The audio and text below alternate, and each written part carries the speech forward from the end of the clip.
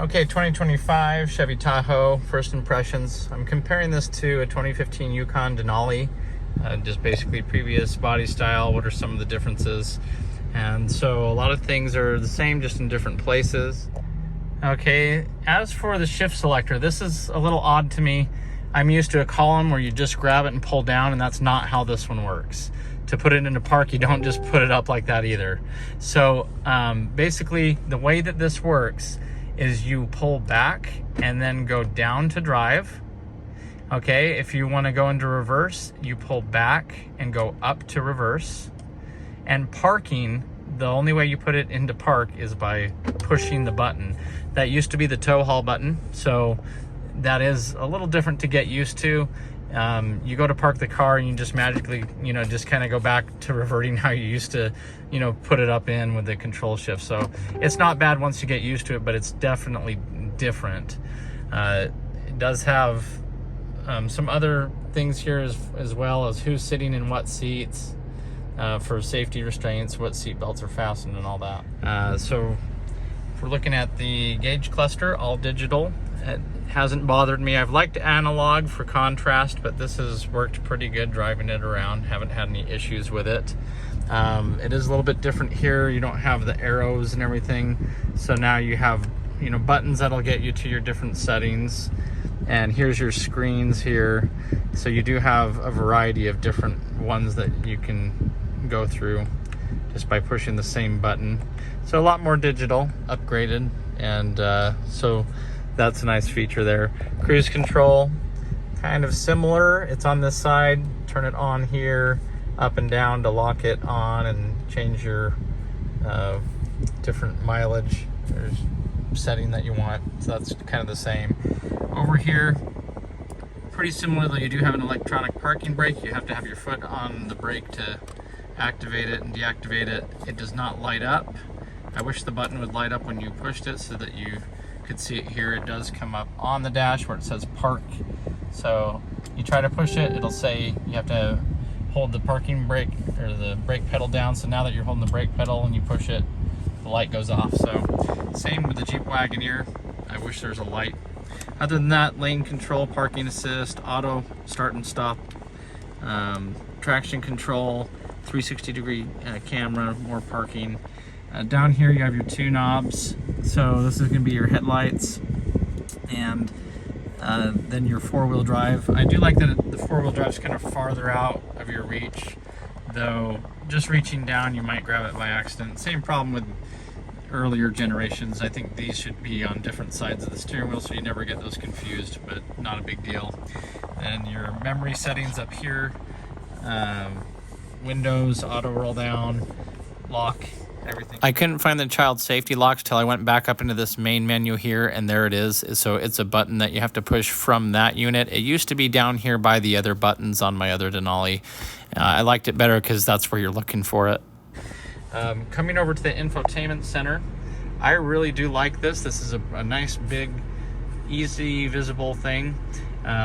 First thoughts with it, though, is in the heat, this gets really hot. I've had some delay on the map. I don't know if like my moving map is keeping up with it from the heat or just the software itself. But this is something that can get really hot, so you might want to put a towel or something over this. I do like the volume knob. As you turn it up and down, it has like a digital readout as well that kind of follows it. I think that looks really nice on the inside and outside. So that's a really cool feature there. You do have your climate control. Everything's up here now. With that said, the problem is they've moved the air conditioning down here. So as you're driving, I do get a little bit hotter than when the vents were higher up and hitting you more in the face and the chest. Now this is kind of hitting you down in the stomach. You can aim them up, but it's a little different. I think I like the vents a little bit higher. You do have your climate control. It's dual, so you can turn the temperature up and down. Now notice how this syncs together for the driver's side. Just like the older body style, you can adjust individually the passenger side. You used to be able to push here to sync it, so that is now up here, so it still does it. If you want them to both be the same, you hit sync and it always mirrors the driver's side, so watch it change to both the driver temperature. heated seat button here. Okay, my Denali, I really liked having the cooled seats as well. It's probably an option, but this is an LT, so it's missing a few of those options. Buttons down here, I really wish, you know, when you have your fan control for how powerful the fan's blowing, that makes sense. You push down and the fan goes down. On this one, I just want to start lifting it up because I want it to go higher, but that's not how the button works. You push down on the button. It is a button, so that makes sense, but I kind of would like the idea of, you know, down and up lifting, but that's just how these buttons are. They're all push down buttons, and you're on and off for the climate control as it is. So nice buttons here, bigger charging area. Phone fits on this one, just about any size phone that you'd have. USB-C and USB in here. Inside here we had another USB and USB-C. Plenty of storage down in here. So the center console's nice, little LED light there.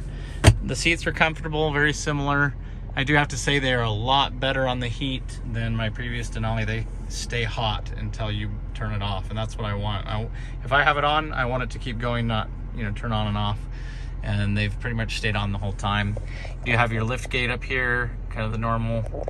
You can change it to open only 3/4 of the way in case you have a low garage door. You can have it off if you don't want it to automatically, you know, hit things by accident. So that's another option there. And this button here is just how you're going to turn on and off the lights if you don't want them on. One feature I'm not seeing on this one is the garage door programming. Maybe it's incorporated somewhere else, but there's no buttons for it here like it used to be on the Denali. Up here, all you really have is the red flashing lights that reflect on here if it thinks you're going to have a collision. The Denali had that one as well. So other than that, that's pretty much all there really is to the interior side here. Okay, as for the shift selector, this is a little odd to me. I'm used to a column where you just grab it and pull down, and that's not how this one works. To put it into park, you don't just put it up like that either. So basically, the way that this works is you pull back and then go down to drive. Okay, if you want to go into reverse, you pull back and go up to reverse. And parking, the only way you put it into park is by pushing the button. That used to be the tow haul button, so that is a little different to get used to. You go to park the car and you just magically, you know, just kind of go back to reverting how you used to, you know, put it up in with the control shift. So it's not bad once you get used to it, but it's definitely different. It does have some other things here as well as who's sitting in what seats for safety restraints, what seat belts are fastened and all that. Okay, 5.3 liter V8. You may know a lot of these are having rod bearing failures right now. And with the cylinder deactivation, if you've seen my other videos on how to fix that, it has that. I believe active fuel management has now changed to dynamic where it's on all cylinders, so I'm not a huge fan of that. So some things have changed position. D-gas tanks on the other side. Batteries here, but a lot more accessible than it used to be. Fuse panel here, so some things are in better placement. Front end I think looks really good. It has a little bit of an update. Tell me what you think.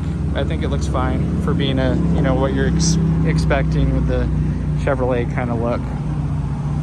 This is an LT model. 360 cameras.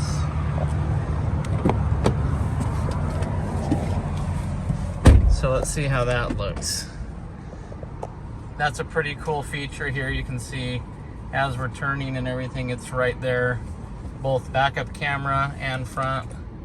And even when you're pulling forward, now you have a front-facing camera. Well, let's see. So that helps you parking a little bit too.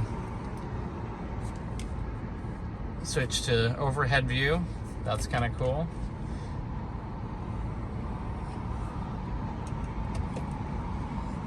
Side view just kind of mirrors both of those, shows you where you are on the parking lane. Kind of an odd view, but that could be helpful to see both at the same time.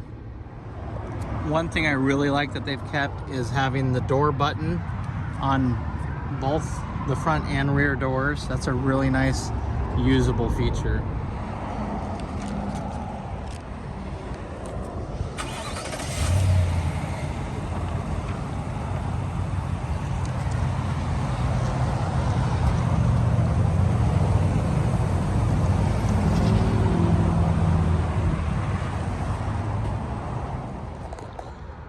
Okay, as for the seats, this slides forward and back that way.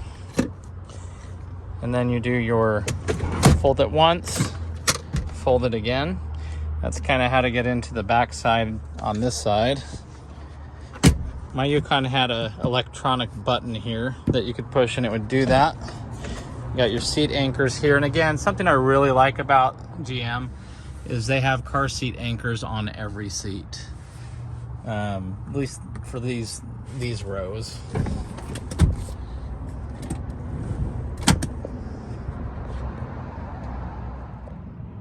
You have your 110 outlet here, temperature controls here with USB-C. No heated seats for the second row, but then again, it's not a Denali, it's LT. Okay, in the back seat, you have a USB-C on each side there too for plugging in. So, don't think we'll see much USB anymore.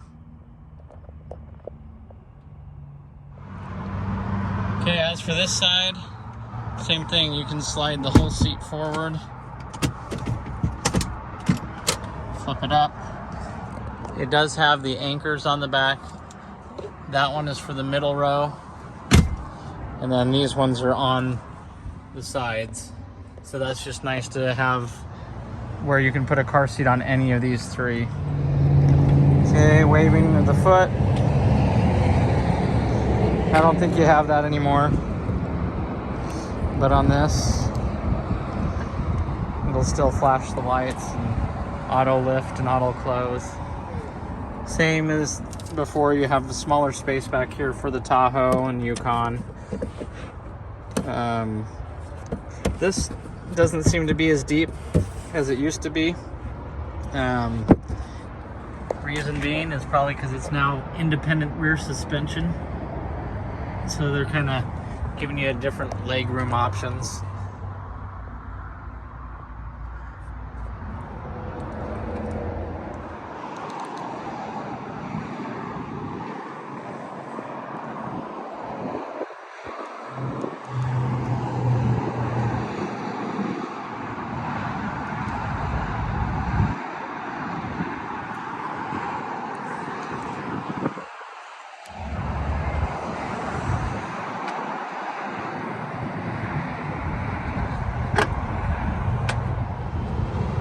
The side mirrors do seem a lot bigger than before, so that's going to be nice for towing. I think that's definitely something that they needed to upgrade. You have your auto roll down for the front windows only. I think that's a safety thing. I did not see the mirror collapsing. I can't fold the mirrors in with the button on this one, so maybe that's just a Denali trim thing. The seats are comfortable. They're good enough size. As always, I wish they'd come out a little bit more on the front. Long trips with longer legs, you start to feel that pain under your legs. A little bit of storage here too, that's nice. And this button here is just how you're going to turn on and off the lights if you don't want them on. I don't see any garage door buttons. That was a nice feature. I really liked programming the garage door to it. Sometimes it's on the visor, or on older Denalis it was up here. One feature I'm not seeing on this one is the garage door programming. Maybe it's incorporated somewhere else, but there's no buttons for it here like it used to be on the Denali. I have been using my phone plugged into the USB-C. This does have Apple CarPlay or Android Auto, and just your different functions going through up here. The trailer button there at the top's cool. You can do light tests and checklists, and you know, more than you used to be able to do than just trailer gain. But I don't see a trailer brake controller on this one unless it's incorporated here. So it's just kind of cool. It gives you a few options here that you can go through. Make sure that you mounted your hitch securely. You know, these are just things to help you make sure you're doing a good job checking everything. It's good to have a list like this. Sometimes you forget as you're going through on things. And then the phone one, I'm not connected now, but that was fun. And anyway, have your music. Child safety locks. So there's that one. It's not on the door.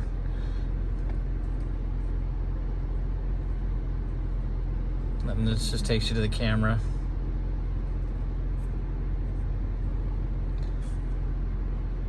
Yeah, this could probably help. Let's go ahead and exit here. Well, let's see. It's forward only. Okay, using these screens again with different modes. This is kind of the normal one that I was using. This one's nice. It's more, looks like you're gonna have your transmission temperature there, which is really important. Then the car's regular transmission or regular coolant temperature over here, oil pressure. So it's kind of like hitting tow haul on the old one. You can have a nice big map one, but you know, if you have it up over here, you don't really need both unless you want to be doing something different on the other screen, I guess. But it did have the collision avoidance and all that. As you get someone that cuts you off, the car did decelerate. It did brake on its own. But just different settings, pretty nice. And still have the engine start stop button. That's a nice feature.